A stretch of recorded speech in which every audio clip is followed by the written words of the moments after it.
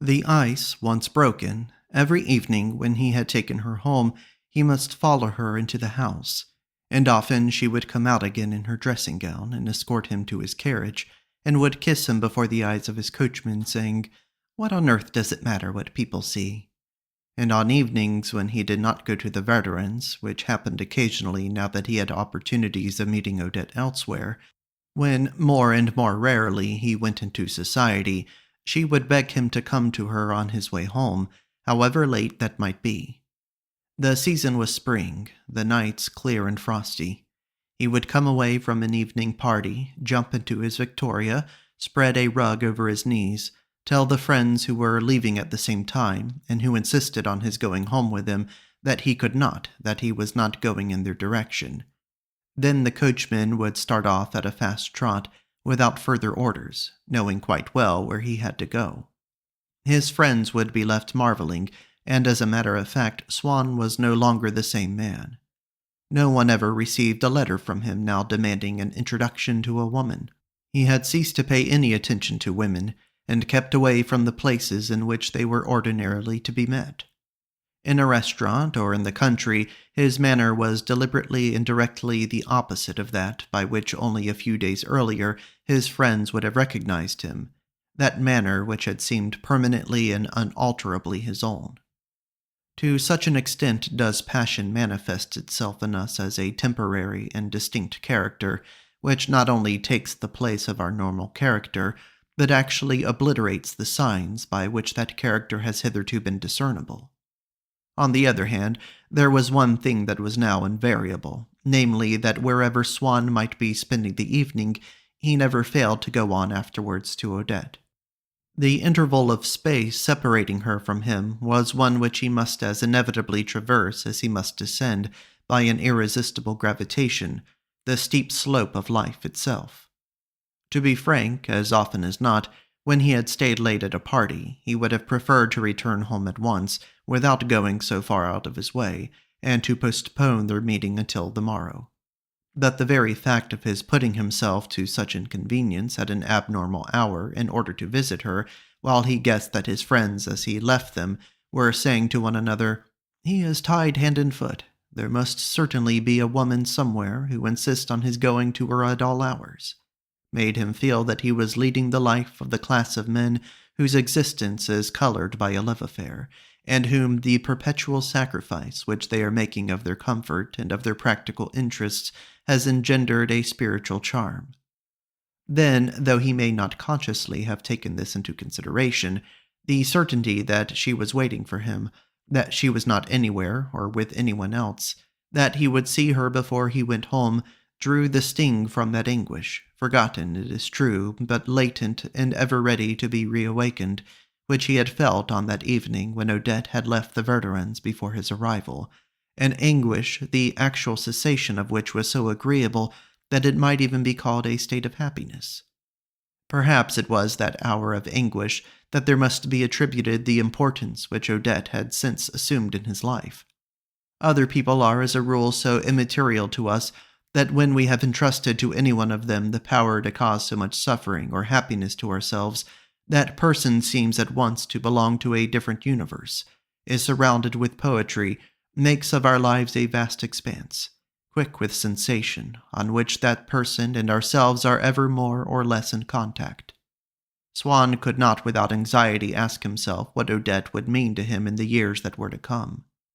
Sometimes as he looked up from his Victoria on those fine and frosty nights of early spring, and saw the dazzling moonbeams fall between his eyes and the deserted streets, he would think of that other face, gleaming and faintly roseate like the moon's, which had one day risen on the horizon of his mind, and since then had shed upon the world that mysterious light in which he saw it bathed.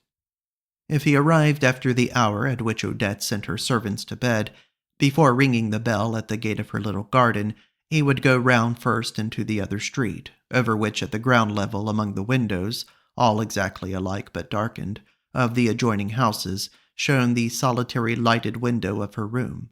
He would rap upon the pane, and she would hear the signal and answer before running to meet him at the gate. He would find lying open on the piano some of her favorite music, the Valse de Roses, the pauvre fou of Tagliafico, which, according to the instructions embodied in her will, was to be played at her funeral. But he would ask her instead to give him the little phrase from Vintoya's sonata. It was true that Odette played vilely, but often the fairest impression that remains in our minds of a favorite air is one which has arisen out of a jumble of wrong notes struck by unskilful fingers upon a tuneless piano. The little phrase was associated still in Swann's mind with his love for Odette. He felt certainly that his love was something to which there was no corresponding external signs, whose meaning could not be proved by any but himself. He realized, too, that Odette's qualities were not such as to justify his setting so high a value on the hours he spent in her company.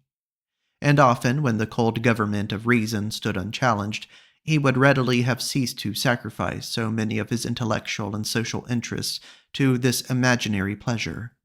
But the little phrase, as soon as it had struck his ear, had the power to liberate in him the room that was needed to contain it. The proportions of Swann's soul were altered. A margin was left for a form of enjoyment which corresponded no more than his love for Odette to any external object, and yet was not, like his enjoyment of that love, purely individual, but assumed for him an objective reality superior to that of other concrete things. His thirst for an untasted charm, the little phrase would stimulate it anew in him, but without bringing him any definite gratification to assuage it. With the result that those parts of Swann's soul in which the little phrase had obliterated all care for material interests, those human considerations which affect all men alike, were left bare by it. Blank pages on which he was at liberty to inscribe the name of Odette. Moreover, where Odette's affection might seem ever so little abrupt and disappointing, the little phrase would come to supplement it, to amalgamate with its own mysterious essence. Watching Swann's face while he listened to the phrase, one would have said that he was inhaling an anesthetic which allowed him to breathe more deeply.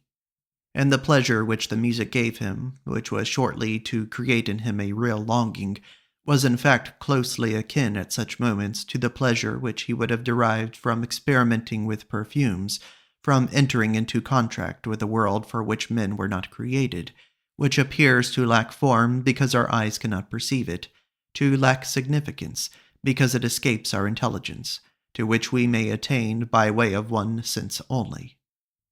Deep repose, mysterious refreshment for Swann, for him whose eyes, although delicate interpreters of painting, whose mind, although an acute observer of manners, must bear forever the indelible imprint of the barrenness of his life, to feel himself transformed into a creature foreign to humanity, blinded, deprived of his logical faculty, almost a fantastic unicorn, a chimera-like creature, conscious of the world through his own 2 ears alone. And as notwithstanding he sought in the little phrase for a meaning to which his intelligence could not descend, with what a strange frenzy of intoxication he must strip bare his innermost soul of the whole armor of reason, and make it pass unattended through the straining vessel down into the dark filter of sound. He began to reckon up how much that was painful, perhaps even how much secret and unappeased sorrow underlay the sweetness of the phrase. And yet to him it brought no suffering. What matter though the phrase repeated that love is frail and fleeting, when his love was so strong? He played with the melancholy which the phrase diffused. He felt it stealing over him, but like a caress which only deepened and sweetened his sense of his own happiness. He would make Odette play him the phrase again, 10, 20 times on end, insisting that while she played, she must never cease to kiss him. Every kiss provoking another. Ah, in those earliest days of love, how naturally the kisses spring into life, how closely in their abundance are they pressed one against another, until lovers would find it as hard to count the kisses exchanged in an hour as to count the flowers in a meadow in May. Then she would pretend to stop, saying, "How do you expect me to play when you keep on holding me? I can't do everything at once. Make up your mind what you want. Am I to play the phrase, or do you want to play with me?" Then he would become annoyed, and she would burst out with a laugh, which was transformed as it left her lips, and descended upon him in a shower of kisses. Or else she would look at him sulkily, and he would see once again a face worthy to figure in Botticelli's Life of Moses. He would place it there, giving to Odette's neck the necessary inclination, and when he had finished her portrait in distemper, in the 15th century on the wall of the Sistine, the idea that she was none the less in the room with him, still by the piano, at that very moment, ready to be kissed and won, the idea of her material existence, of her being alive, would sweep over him with so violent an intoxication that, with eyes starting from his head and jaws that parted as though to devour her, he would fling himself upon his Botticelli maiden and kiss and bite her cheeks.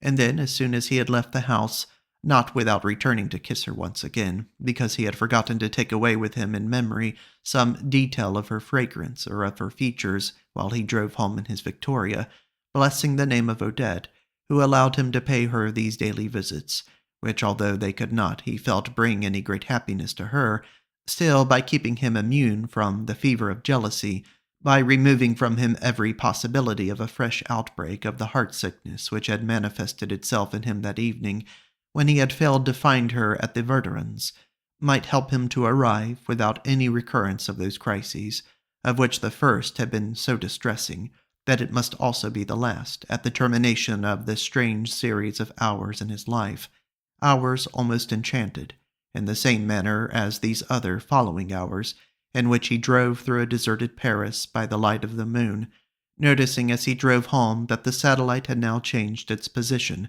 relative to his own, and was almost touching the horizon. Feeling that his love also was obedient to these immutable laws of nature, he asked himself whether this period upon which he had entered was to last much longer, whether presently his mind's eye would cease to behold that dear countenance, save as occupying a distant and diminished position, and on the verge of ceasing to shed on him the radiance of its charm. For Swann was finding in things once more, since he had fallen in love, the charm that he had found when, in his adolescence, he had fancied himself an artist. With this difference that what charm lay in them now was conferred by Odette alone. He could feel reawakening in himself the inspirations of his boyhood, which had been dissipated among the frivolities of his later life, but they all bore now the reflection, the stamp of a particular being, and during the long hours which he now found a subtle pleasure in spending at home, alone with his convalescent spirit, he became gradually himself again, but himself in thraldom to another. He went to her only in the evenings, and knew nothing of how she spent her time during the day, any more than he knew of her past. So little, indeed, that he had not even the tiny initial clue which, by allowing us to imagine what we do not know, stimulates a desire for knowledge. And so he never asked himself what she might be doing, or what her life had been. Only he smiled sometimes at the thought of how some years earlier, when he still did not know her, someone had spoken to him of a woman who, if he remembered rightly, must certainly have been Odette, as of a tart, a kept woman, one of those women to whom he still attributed, having lived but little in their company, the entire set of characteristics, fundamentally perverse, with which they had been for many years endowed by the imagination of certain novelists.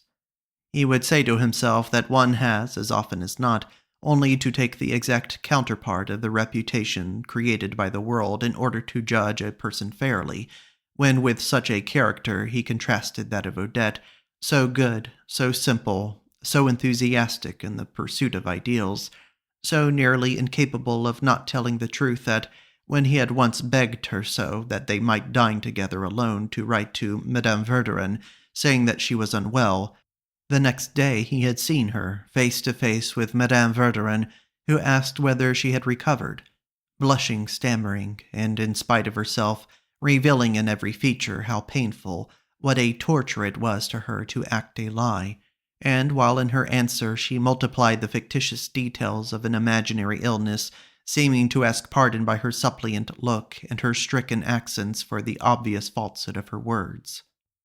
On certain days, however, though these came seldom, she would call upon him in the afternoon to interrupt his musings, or the essay on Vermeer to which he had latterly returned.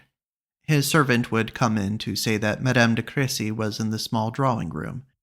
He would go in search of her, and when he opened the door, On Odette's blushing countenance, as soon as she caught sight of Swann, would appear, changing the curve of her lips, the look in her eyes, the molding of her cheeks, an all-absorbing smile. Once he was left alone, he would see again that smile, and her smile of the day before, another with which she had greeted him some time else, the smile which had been her answer in the carriage that night when he had asked whether she objected to his rearranging her cattleyas. And the life of Odette at all other times, since he knew nothing of it, appeared to him upon a neutral and colorless background, like those sheets of sketches by Watteau, upon which one sees, here and there in every corner and in all directions, traced in 3 colors upon the buff paper, innumerable smiles. But once in a while, illuminating a chink of that existence which Swann still saw as a complete blank, even if his mind assured him that it was not so, because he was unable to imagine anything that might occupy it, some friend who knew them both, and suspecting that they were in love, had not dared to tell him anything about her that was of the least importance, would describe Odette's figure as he had seen her that very morning going on foot up the Rue Abatucci, in a cape trimmed with skunks, wearing a Rembrandt hat, and a bunch of violets in her bosom. This simple outline reduced Swann to utter confusion, by enabling him suddenly to perceive that Odette had an existence which was not wholly subordinated to his own.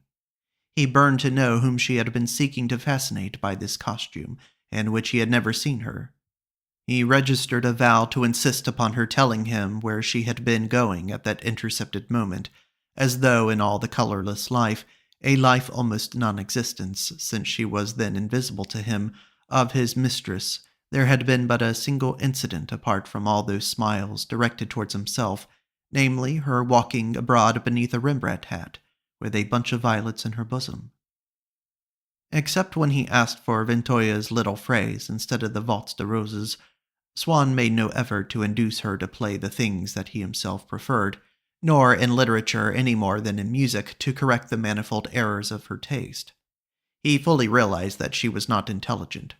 When she had said how much she would like him to tell her about the great poets, she had imagined that she would suddenly get to know whole pages of romantic and heroic verse in the style of the Vicomte de Borelli, only even more moving.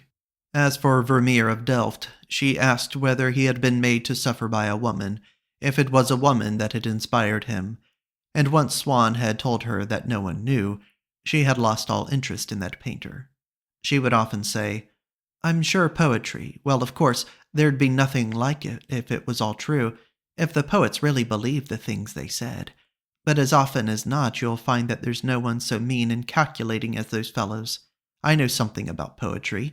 I had a friend once who was in love with a poet of sorts. In his verses he never spoke of anything but love and heaven and the stars. Oh, she was properly taken in. He had more than 300,000 francs out of her before he'd finished." If then Swann tried to show her in what artistic beauty consisted, how one ought to appreciate poetry or painting, after a minute or two she would cease to listen, saying, "Yes, I never thought it would be like that." And he felt that her disappointment was so great that he preferred to lie to her, assuring her that what he had said was nothing, that he had only touched the surface, that he had not time to go into all properly, but there was more in it than that. Then she would interrupt with a brisk, "More in it? What? Do tell me." But he did not tell her, for he realized how petty it would appear to her, and how different from what she had expected, less sensational and less touching. He was afraid, too, lest disillusioned in the matter of art, she might at the same time be disillusioned in the greater matter of love. With the result that she found Swann inferior, intellectually, to what she supposed. "You're always so reserved, I can't make you out." She marveled increasingly at his indifference to money, at his courtesy to everyone alike, and the delicacy of his mind. And indeed it happens often enough to a greater man than Swann ever was, to a scientist or artist, when he is not wholly misunderstood by the people among whom he lives, that the feeling in them which proves that they have been convinced of the superiority of his intellect is created not by any admiration for his ideas, that those are entirely beyond them, but by their respect for what they term his good qualities. There was also the respect with which Odette was inspired by the thought of Swann's social position, although she had no desire that she should attempt to secure invitations for herself. Perhaps she felt that such attempts would be bound to fail. Perhaps, indeed, she feared lest, merely by speaking of her to his friends, he should provoke disclosures of an unwelcome kind. The fact remains that she had consistently held him to his promise never to mention her name. Her reason for not wishing to go into society was, she had told him, a quarrel which she had had long ago with another girl who had avenged herself by saying nasty things about her. But, Swann objected, surely people don't all know your friend. Yes, don't you see it's like a spot of oil? People are so horrid. Swann was unable frankly to appreciate this point. On the other hand, he knew that such generalizations as "people are so horrid" and "a word of scandal spreads like a spot of oil" were generally accepted as true. There must therefore be cases to which they were literally applicable. Could Odette's case be one of these? He teased himself with the question, though not for long, for he too was subject to that mental oppression which had so weighed upon his father whenever he was faced by a difficult problem. In any event, that world of society which concealed such terrors for Odette inspired her, probably with no very great longing, to enter it, since it was too far removed from the world which she already knew for her to be able to form any clear conception of it.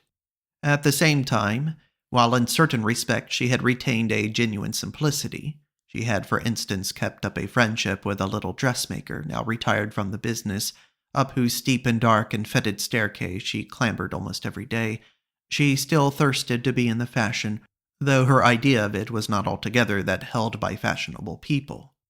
For the latter, fashion is a thing that emanates from a comparatively small number of leaders, who project it to a considerable distance, with more or less strength according as one is nearer to or farther from their intimate center, over the widening circle of their friends and the friends of their friends, whose names form a sort of tabulated index.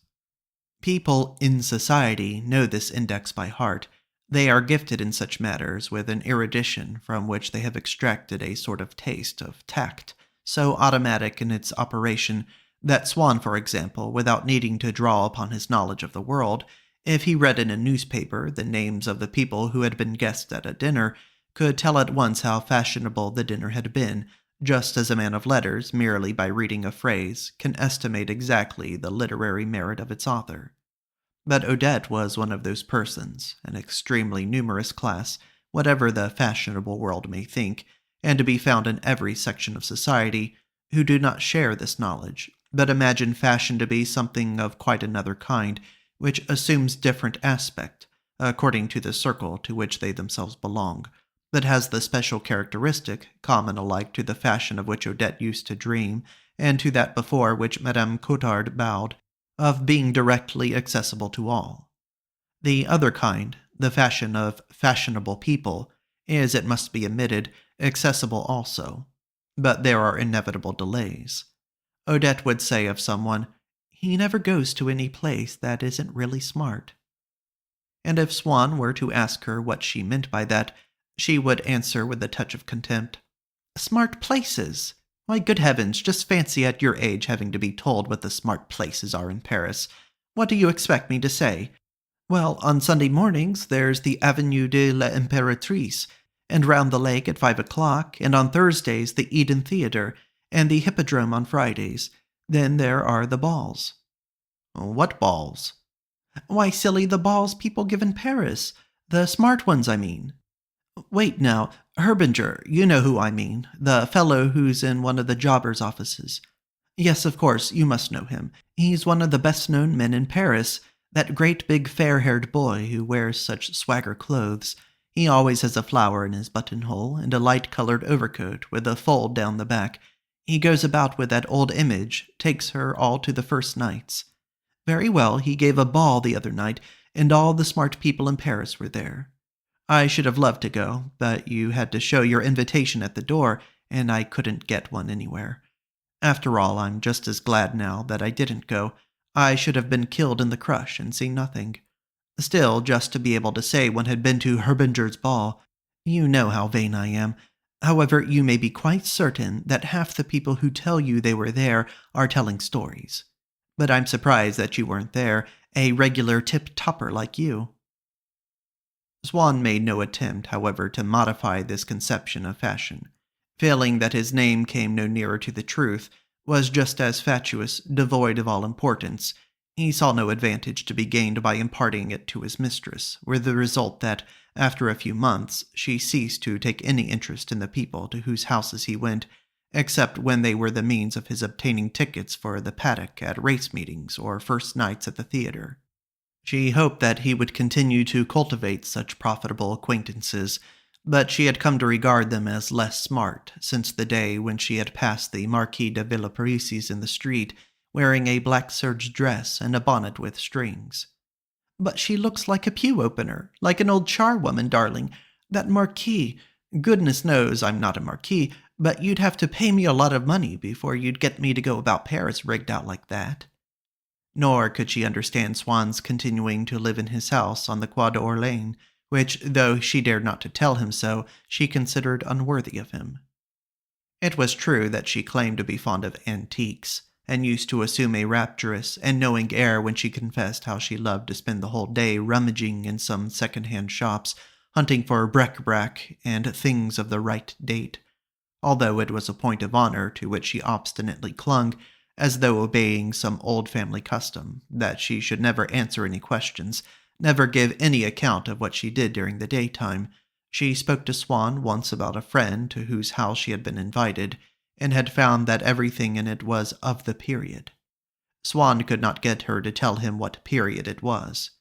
Only after thinking the matter over, she replied that it was medieval, by which she meant that the walls were paneled. Some time later she spoke to him again of her friend, and added in the hesitating but confident tone in which one refers to a person whom one has met somewhere at dinner the night before, of whom one had never heard until then, but whom one's host seemed to regard as someone so celebrated and important that one hopes that one's listener will know quite well who is meant, and will be duly impressed. "Her dining room is 18th century." Incidentally, she had thought it hideous, all bare as though the house were still unfinished. Women looked frightful in it, and it would never become the fashion. She mentioned it again, a third time, when she showed Swann a card with the name and address of the man who had designed the dining room, and whom she wanted to send for when she had enough money to see whether he could not do one for her too. Not one like that, of course, but one of the sort she used to dream of. One which, unfortunately, her little house would not be large enough to contain, with tall sideboards, Renaissance furniture, and fireplaces like the chateau at Blois.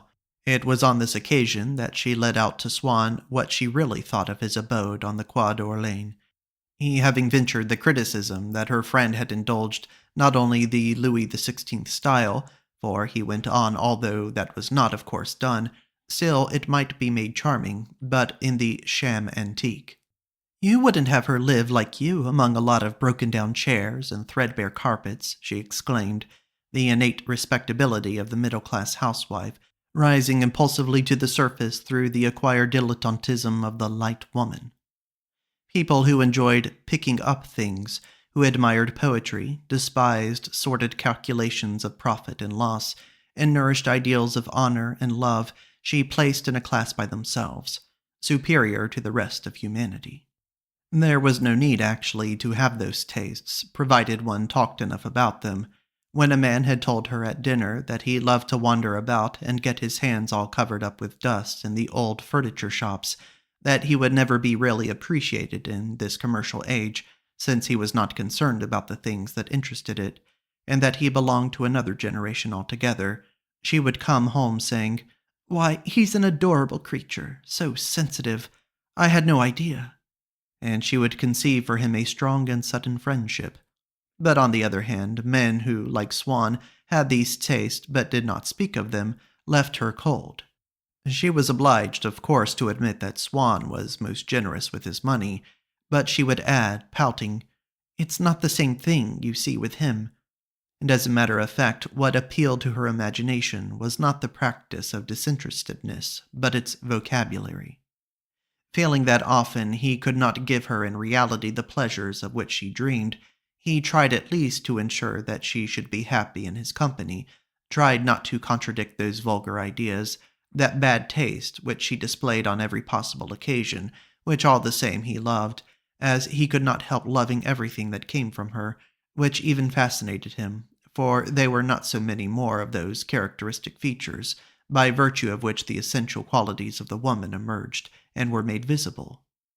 And so, when she was in a happy mood because she was going to see the Reine Topaz, or when her eyes grew serious, troubled, petulant, if she was afraid of missing the flower show, or merely of not being in time for tea, the muffins and toast at the Rue Royale tea rooms where she believed that regular attendance was indispensable, and set the seal upon a woman's certificate of smartness, Swann, enraptured, as all of us are at times by the natural behavior of a child, or by the likeness of a portrait, which appears to be on the point of speaking, would feel so distinctly the soul of his mistress rising to fill the outlines of her face, that he could not refrain from going across and welcoming it with his lips.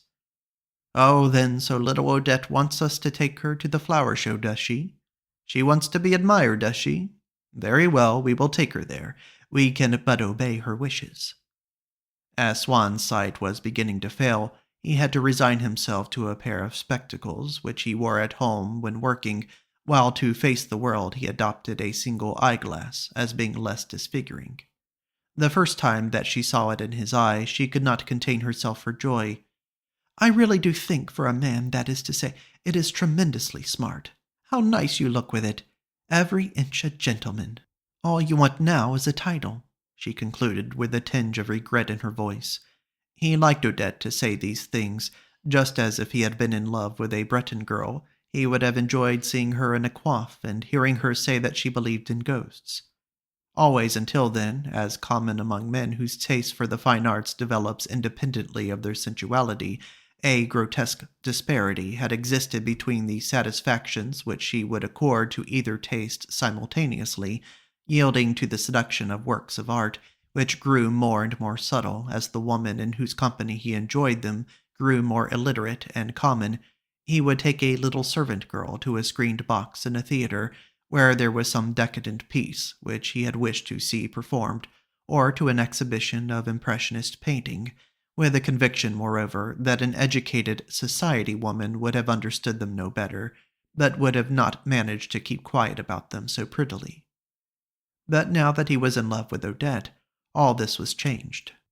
To share her sympathies, to strive to be one with her spirit, was a task so attractive that he tried to find satisfaction in the things that she liked, and did find a pleasure not only in copying her habits, but in adopting her opinions, which was all the deeper because, as those habits and opinions sprang from no roots in her intelligence, they suggested to him nothing except that love, for the sake of which he had preferred them to his own. If he went again to Serge Panine, if he looked out for opportunities of going to watch Olivier Maitre conducting, it was for the pleasure of being initiated into every one of the ideas in Odette's mind, of feeling that he had an equal share in all her tastes. This charm of drawing him closer to her, which her favorite plays and pictures and places possessed, struck him as being more mysterious than the intrinsic charm of more beautiful things and places, which appealed to him by their beauty, but without recalling her.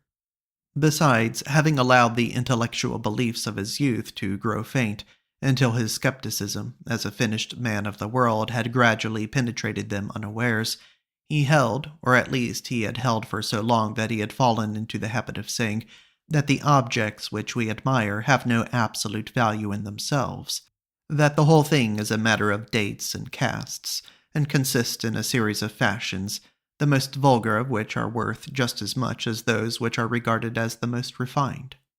And as he had decided that the importance which Odette attached to receiving cards, to a private view, was not in itself any more ridiculous than the pleasure which he himself had at one time felt in going to luncheon with the Prince of Wales, so he did not think that the admiration which she professed for Monte Carlo or for the Rigi was any more unreasonable than his own liking for Holland, which she imagined as ugly, and for Versailles, which bored her to tears.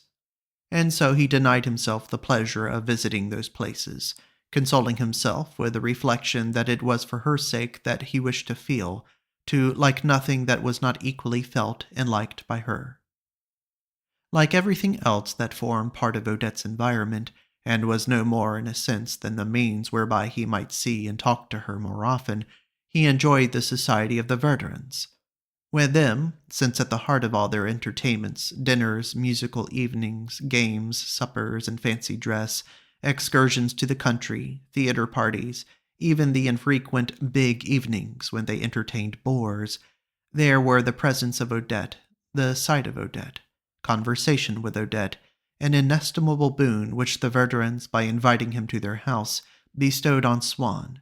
He was happier in the little nucleus than anywhere else, and tried to find some genuine merit in each of its members, imagining that his taste would lead him to frequent their society for the rest of his life. Never daring to whisper to himself, lest he should doubt the truth of the suggestion that he would always be in love with Odette, at least when he tried to suppose that he would always go to the Verdurins, a proposition which, a priori, raised fewer fundamental objections on the part of his intelligence.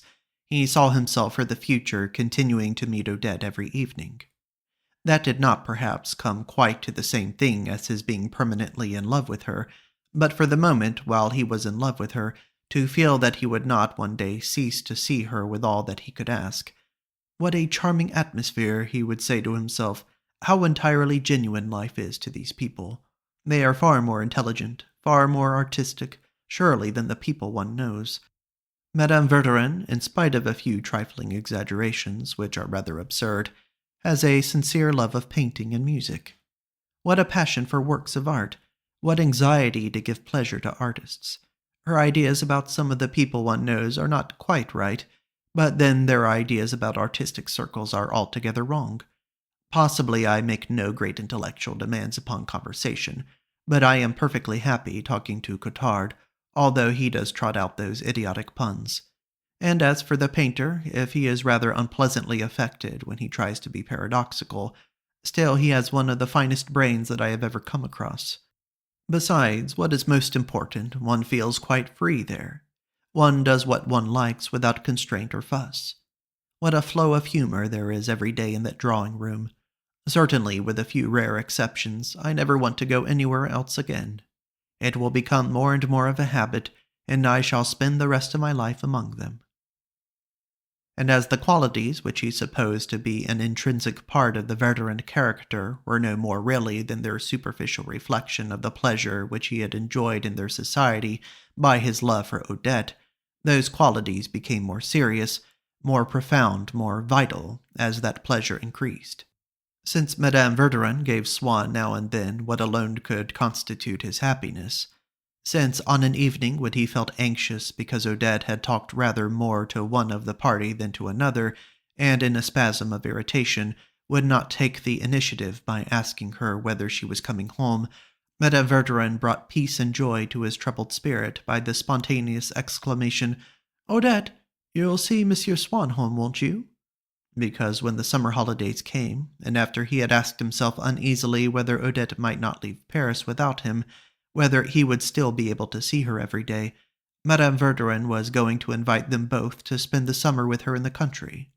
Swann, unconsciously allowing gratitude and self-interest to filter into his intelligence and to influence his ideas, went so far as to proclaim that Madame Verdurin was a great and noble soul.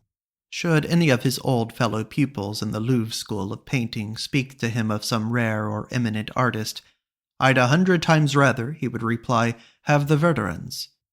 And with the solemnity of diction which was new in him, "They are magnanimous creatures, and magnanimity is, after all, the one thing that matters, the one thing that gives us distinction here on earth. Look you, there are only two classes of men, the magnanimous and the rest. And I have reached an age when one has to take sides, to decide once and for all whom one is going to like and dislike, to stick to the people one likes, and to make up for the time one has wasted with the others, never to leave them again, as long as one lives. Very well," he went on with the slight emotion which a man feels when, even without being fully aware of what he is doing, he says something, not because it is true, but because he enjoys saying it, and listens to his own voice uttering the words as though they came from someone else. The die is now cast. I have elected to love none but magnanimous souls, and to live only in an atmosphere of magnanimity. You ask me whether Madame Verdurin is really intelligent. I can assure you that she has given me proofs of a nobility of heart, of a loftiness of soul, to which no one could possibly attain. How could they, without a corresponding loftiness of mind? Without question, she has a profound understanding of art, but it is not perhaps in that kind that she is most admirable. Every little action, ingenuously, exquisitely kind, which she has performed for my sake, every friendly attention, simple little things, quite domestic and yet quite sublime, reveal a more profound comprehension of existence than all your textbooks of philosophy. He might have reminded himself, all the same, that there were various old friends of his family who were just as simple as the Verdurins, companions of his early days, who were just as fond of art, that he knew other great-hearted creatures, and that nevertheless, since he had cast his vote in favor of simplicity, the arts, and magnanimity, he had entirely ceased to see them. But these people did not know Odette, and if they had known her, would never have thought of introducing her to him. And so there was probably not in the whole of the Verdurin circle a single one of the faithful who loved them, or believed that he loved them as dearly as did Swann. And yet when Monsieur Verdurin said that he was not satisfied with Swann, he had only expressed his own sentiments. He had unwittingly discovered his wife's. Doubtless Swann had too particular an affection for Odette, as to which he had failed to take Madame Verdurin daily into his confidence. Doubtless the very discretion with which he availed himself of the Verdurins' hospitality, refraining often from coming to dine with them for a reason which they never suspected, and in place of which they saw only an anxiety on his part, not to have to decline an invitation to the house of some bore or other. Doubtless also, and despite all the precautions which he had taken to keep it from them, the gradual discovery which they were making of his brilliant position in society, doubtless all these things contributed to their general annoyance with Swann. But the fundamental reason was quite different. What had happened was that they had at once discovered in him a locked door, a reserved, impenetrable chamber, in which he was still professed silently to himself that the Princess de Sagan was not grotesque, and that Cottard's jokes were not amusing. In a word, and for all that he had never once abandoned his friendly attitude towards them all, or revolted from their dogmas, they had discovered an impossibility of imposing those dogmas upon him, of entirely converting him to their faith, the like of which they had never come across in anyone before. They would have forgiven his going to the houses of bores, to whom, as it happened in his heart of hearts, he infinitely preferred the Verdurins and all their little nucleus. He had consented to set a good example by openly renouncing those bores in the presence of the faithful. But that was an abjuration which, as they well knew, they were powerless to extort. What a difference was there in a newcomer whom Odette had asked them to invite, although she herself had only met him a few times, and on whom they were building great hopes, the Comte de Forcheville. It turned out that he was nothing more nor less than the brother-in-law of Saniet, a discovery which filled all the faithful with amazement. The manners of the old paleographer were so humble that they had always supposed him to be of a class inferior socially to their own, and had never expected to learn that he came of a rich and relatively aristocratic family. Of course, Forcheville was enormously the swell, which Swann was not or had quite ceased to be. Of course, he would never dream of placing, as Swann now placed, the Verdurin circle above any other. But he lacked that natural refinement which prevented Swann from associating himself with the criticisms, too obviously false to be worth his notice, that Madame Verdurin leveled at people whom he knew. As for the vulgar and affected tirades in which the painter sometimes indulged, the bagman's pleasantries which Cottard used to hazard, whereas Swann, who liked both men sincerely, could easily find excuses for these without having either the courage or the hypocrisy to applaud them, Forcheville, on the other hand, was on an intellectual level which permitted him to be stupefied, amazed by the invective, without in the least understanding what it was all about, and to be frankly delighted by the wit, and the very first dinner at the Verdurins to which Forcheville was present threw a glaring light upon all the differences between them, made his qualities start into prominence, and precipitated the disgrace of Swann.